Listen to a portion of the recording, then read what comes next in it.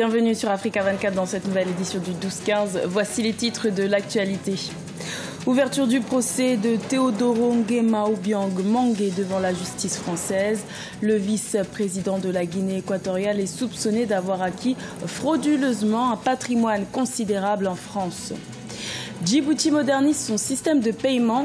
Les autorités ont annoncé le lancement d'une monnaie numérique dans les prochains jours. Les détails dans cette édition. Une nouvelle étape dans les accords de partenariat économique entre le Cameroun et l'Union européenne. La deuxième phase est annoncée pour août 2017 avec le déclenchement du démantèlement tarifaire.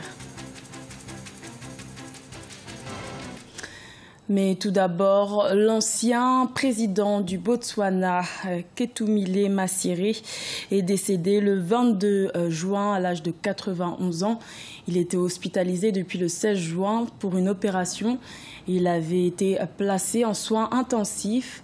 Rappelons que le deuxième chef de l'État botswanais est resté plus de 17 ans au pouvoir et qu'il a été un médiateur dans plusieurs conflits du continent africain, dont celui du Mozambique. C'est le premier procès des biens mal acquis en France. Le procès de Théodoro Nguema Obiang Mangué s'est ouvert le 19 juin devant le tribunal correctionnel de Paris. Le vice-président de la Guinée équatoriale est poursuivi pour blanchiment, détournement de fonds et corruption. Mais quelle est la portée de ce procès? Élément de réponse dans ce sujet de la rédaction. Procès contre le vice-président de la Guinée équatoriale en France. Le procès dit des biens mal acquis opposant le vice-président de la République de Guinée équatoriale, Théodoro Nguema Obiang Mangué, à la justice française, s'est ouvert au palais de justice de Paris depuis le lundi 19 juin. Le vice-président de la République de Guinée équatoriale est accusé de blanchiment, de corruption et de détournement de fonds publics pour l'acquisition de biens immobiliers et des achats de luxe sur le sol français. Au terme de plusieurs audiences, la justice tarde à apporter ses preuves, selon la défense de l'avocat. La justice française est manifestement incompétente pour connaître cette affaire. Pourquoi? Parce qu'on est devant un blanchiment qui est un délit de conséquence. Cela veut dire qu'il y aurait des délits qui sont commis ailleurs avec des répercussions en France. Mais ce qui arrive dans ce cas, c'est qu'il n'y a jamais eu de délit en Guinée équatoriale.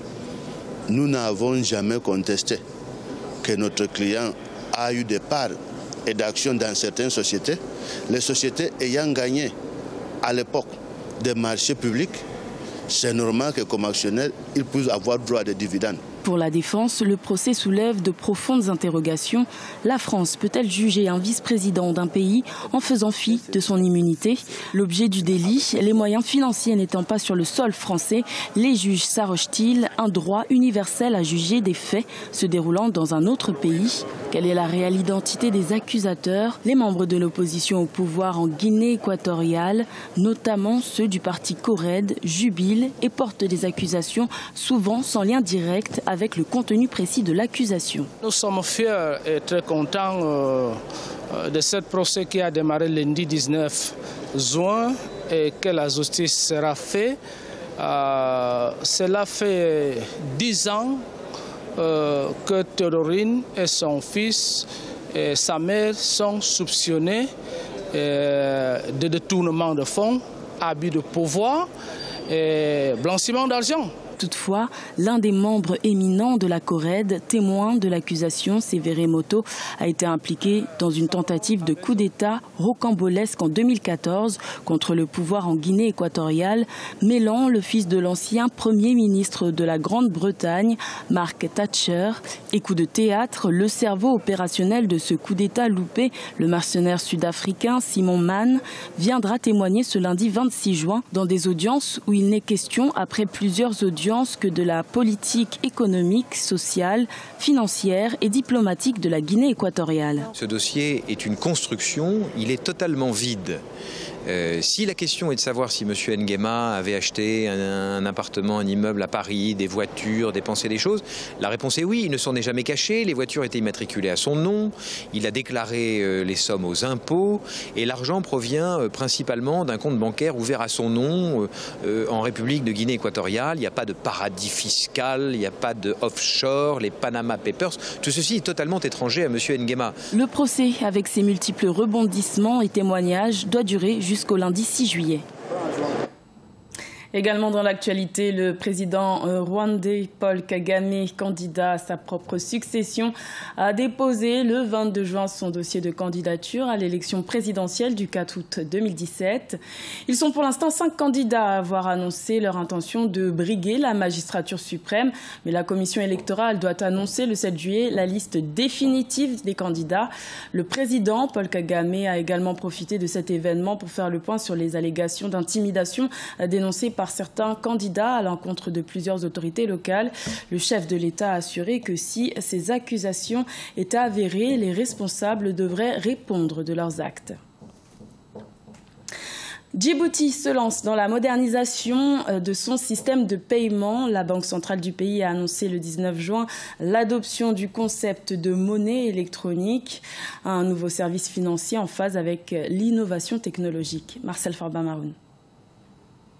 La BCD, Banque centrale de Djibouti, lancera dans les prochains jours sa monnaie électronique, un projet qui entre en phase avec les ambitions de Djibouti qui veut se doter d'un système financier moderne. Ce projet s'inscrit dans le cadre d'un vaste chantier de modernisation de l'architecture et de l'infrastructure financière de Djibouti, mené par la Banque centrale avec le soutien de la Banque mondiale. Avec cet ambitieux projet, Djibouti pourrait définitivement accéder à l'ère des activités financières dématérialisées grâce à l'utilisation des nouvelles technologies. Il s'agit entre autres du mobile banking, du mobile money, du e-banking, des virements et chèques électroniques ou encore de la chambre de compensation virtuelle. Avec l'adoption du concept de monnaie électronique au niveau des services financiers numériques, la République de Djibouti va pouvoir enfin profiter des avantages de l'innovation technologique. Parmi les autres avantages issus de cette digitalisation, on note la création d'un fonds de garantie partielle et des crédits pour l'appui au financement des PME-PMI et la mise sur pied d'un comité national de la charia pour mieux encadrer les activités financières islamiques. Les accords de partenariat économique entre le Cameroun et l'Union européenne visent à installer une zone de libre-échange entre ces deux régions d'ici 2023. La deuxième phase portant sur le démantèlement tarifaire débutera en août 2017. Plus de précisions avec Marcel Farba-Maroun et Franck Ndofina.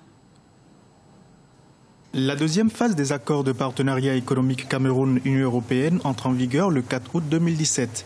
Ces accords visent à créer une zone de libre-échange entre les partenaires commerciaux à l'horizon 2023. La première étape des APE Cameroun-UE était entrée en vigueur le 4 août 2016. Cette seconde étape marquera le déclenchement du démantèlement tarifaire sur les produits du deuxième groupe importés des pays de l'Union européenne. Les APE ne sont pas venus freiner les exportations. Dans ces 2 premières années, c'est une opportunité pour nous pour mettre à niveau notre industrie, la rendre performante et produire davantage pour satisfaire le marché camerounais, le marché de la sous-région. Cette phase des APE sera caractérisée par une augmentation du niveau de démantèlement tarifaire sur les produits du premier groupe. Il s'agit essentiellement de produits de consommation pour les ménages. Leurs droits de douane seront sensiblement réduits. L'avantage du Cameroun tient de sa résilience, qui elle-même est fortement lié à la diversification de son économie. Ça, c'est ce que nous exhortons les uns et les autres à faire, c'est-à-dire produire davantage et faire en sorte que notre économie, qui est une économie de consommation, devienne plutôt une économie de production. Et dans ce cas, l'essoufflement du Cameroun va cesser, le Cameroun ne va plus piquer du nez, il va retrouver l'embellie que nous espérons tous et la sous-région va également bénéficier de cette embellie-là. Les équipements, machines et outils destinés aux unités de production locales verront leur tarif douanier réduit de 15% à compter du 4 août 2017. Principal revers, les recettes douanières du pays seront réduites dans un contexte économique plutôt difficile pour le trésor public. Dans le reste de l'actualité, les Lions indomptables ont concédé un match nul face à l'Australie, un but partout, le 22 juin dans le cadre de la Coupe des Confédérations de football qui se joue actuellement en Russie. Une deuxième déception après la défaite 2-0 face au Chili. L'équipe du Cameroun devra impérativement gagner le 25 juin face à l'Allemagne pour tenter d'avoir une chance de jouer les demi-finales de ce tournoi. Ce journal a été réalisé par l'ensemble de la rédaction. Merci de votre fidélité. Retrouvez dans un instant une nouvelle édition de l'information sur Africa 24.